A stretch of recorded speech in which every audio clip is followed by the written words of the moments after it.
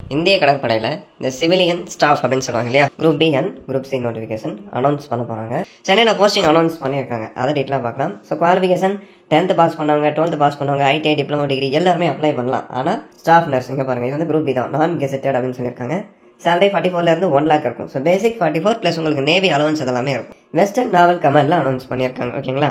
அடுத்து சார்ஜ்மேன் நாவல் ஏவியேஷன் அப்படின்னு சொல்லுவாங்க. இதுவும் குரூப் பி கேட்டகரியில் வரும். 35,000 சேலரி, கேட்டகரி வைஸ் வேகன்சி இருக்கும், செக் பண்ணிக்கோங்க. அடுத்து சார்ஜ்மேன் எலக்ட்ரிக்கல் டிசிப்ளினில் அனௌன்ஸ் பண்ணியிருக்காங்க. எந்த கமாண்டில் அனௌன்ஸ் பண்ணியிருக்காங்க? வெஸ்டர்ன் நாவல் கமாண்ட், ஈஸ்டர்ன் நாவல் கமாண்ட். ஸோ இதுலேயே வந்து உங்களுக்கு கேட்டகரி வைஸ் வேகன்சி, சேலரி 35,000 இருக்கும். ஓகேங்களா. அடுத்து பாருங்கள், அதே சார்ஜ்மேன் எலக்ட்ரானிக்ஸ் அண்ட் கைரோவில் அனௌன்ஸ் பண்ணியிருக்காங்க. குரூப் பி போஸ்டிங் வெஸ்டர்ன் நாவல் கமாண்டில் அனௌன்ஸ் பண்ணியிருக்காங்க. இந்த மாதிரி உங்களுக்கு டேபிளர் காலமில் டீட்டெயிலாக கொடுத்துருப்பாங்க. ஓகேங்களா. அடுத்து chargeman weapon electricals western naval command, eastern நாவல் கமாண்டில் அனௌன்ஸ் பண்ணியிருக்காங்க. 30,000 சேலரி, கேட்டகரி வைஸ் வேகன்சிஸ் காமிச்சிட்டாங்க. அடுத்து சார்ஜ்மேன் இன்ஸ்ட்ருமெண்ட், இதெல்லாம் அந்த டிசிப்ளின். ஓகேங்களா. இந்த எலக்ட்ரிக்கல், மெக்கானிக்கல் அதெல்லாம் வருது இல்லையா, அந்த குறிப்பிட்ட டிசிப்ளினில் படித்தவங்க அப்ளை பண்ணலாம். சேம் அதே தான், chargeman western naval command, eastern, category wise vacancy, salary 35 இருக்கும். அதே மாதிரி சார்ஜ்மேன் மெக்கானிக்கல்லையும் உங்களுக்கு அனௌன்ஸ் பண்ணியிருக்காங்க.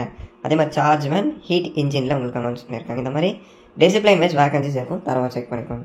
சேம் சார்ஜ்மேன் மெக்கானிக்கல் சிஸ்டம், மெட்டலில். அடுத்து உங்களுக்கு ஷிப் பில்டிங்கில் அனௌன்ஸ் பண்ணியிருக்காங்க. மில் பிரைட் அப்படின்னு சொல்லுவாங்க. அடுத்து ஆக்சிலரி, அசிஸ்டன்ட் ஆர்டிஸ்ட், ரீடச்சர் இருக்குது. அடுத்து பார்த்தீங்க அப்படின்னா chargeman planning, production and control டிபார்ட்மெண்ட்டில் உங்களுக்கு அனௌன்ஸ் பண்ணியிருக்காங்க. மிஷினில், சிவில் ஒர்க்கில் அனௌன்ஸ் பண்ணியிருக்காங்க. மெக்கட்ரானிக்ஸில். அடுத்து வந்து உங்களுக்கு refrigeration and air conditioning, RF and ஏசின்னு கொடுத்துருக்காங்க. அதை ஷார்ட் ஃபார்மாக கொடுத்துருக்காங்க. ஸோ இந்த மாதிரி நிறைய டிசிப்ளைனில் இருக்குது. ஓகேங்களா. அடுத்து பாருங்கள், லேடி ஹெல்த் விசிட்டர். அடுத்து உங்களுக்கு மல்டி டாஸ்கிங் ஸ்டாஃப், நான் இண்டஸ்ட்ரியல் டோபி அந்த கேட்டகரி அனௌன்ஸ் பண்ணுறாங்க. ஸோ எம்டிஎஸ் ஆல்சோ உங்களுக்கு இருக்குது. எம்டிஎஸ்க்கு 10th படிச்சிருக்கீங்க அப்படின்னா அப்ளை பண்ணலாம். எம்டிஎஸ்ல பார்பர் அனௌன்ஸ் பண்ணியிருக்காங்க. அதே மாதிரி எம்டிஎஸ்ல மினிஸ்ட்ரியல்னு ஒரு கேட்டகரி வரும். ஸோ இந்த மாதிரி நிறைய போஸ்டிங் இருக்குது ஃப்ரெண்ட்ஸ், நீங்கள் டீட்டெயிலாக செக் பண்ணிக்கோங்க.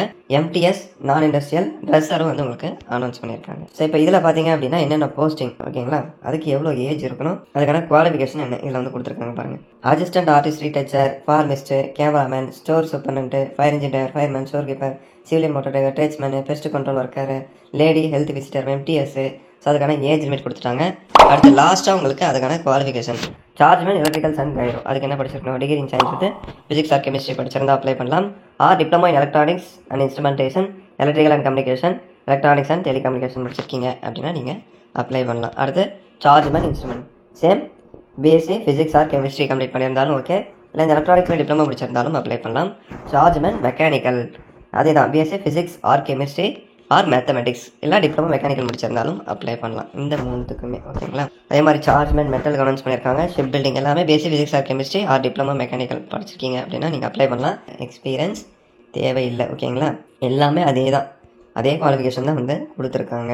Chargeman civil, BSc physics or chemistry இல்லை மேக்ஸ், பிஎஸ்சி ஃபிசிக்ஸ் படிச்சிருந்தாலும் ஓகே, கெமிஸ்ட்ரி படிச்சிருந்தாலும் ஓகே, இல்லை மேக்ஸ் படிச்சிருந்தாலும் நீங்கள் அப்ளை பண்ணலாம். இல்லை அப்படின்னா சிவில் இன்ஜினியரிங்கில் டிப்ளமோ முடிச்சிருந்தா எலிஜிபிள். ஓகேங்களா.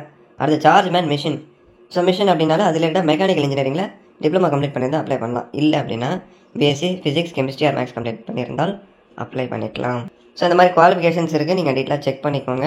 மேற்கொண்டு உங்களுக்கு ஏதாச்சும் டவுட்ஸ் இருந்தால் கமெண்ட் செக்ஷன் கேளுங்க, நான் ரிப்ளை பண்ணுறேன். ஓகேங்களா.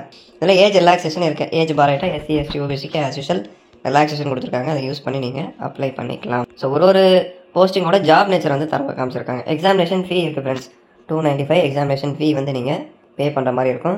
எஸ்சி எஸ்டி எக்ஸர்வீஸ் மேனாக இருக்கீங்க அப்படின்னா எக்ஸாம் ஃபீஸ் இல்லை, நீங்கள் ஃப்ரீயாகவே வந்து அப்ளை பண்ணிக்கலாம்.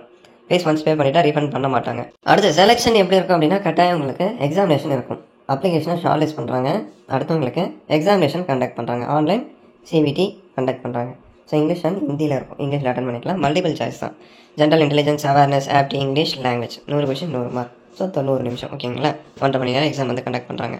இல்லை மினிமம் பாசிங் மார்க் காமிச்சிருப்பாங்க, அதை நீங்கள் செக் பண்ணிக்கோங்க. யூஆராக இருந்தால் 35, ஓபிசி இடபிள்யூஎஸ்ஸாக இருந்தால் 30, அதர் கேட்டகரியாக இருந்தால் 25. இந்த மினிமம் பர்சன்டேஜ் எடுத்தால் நீங்கள் பாஸ் ஆகலாம். சரி, இப்போ அதுக்கான சிலபஸ் ஃபார் தி எக்ஸாமினேஷன் அப்படின்னு சொல்லிட்டு general intelligence, awareness, aptitude, English language, அதுக்கான டீட்டெயில் சிலபஸ் போஸ்டிங் வைஸ் இருக்கும். தரவாக செக் பண்ணிக்கோங்க.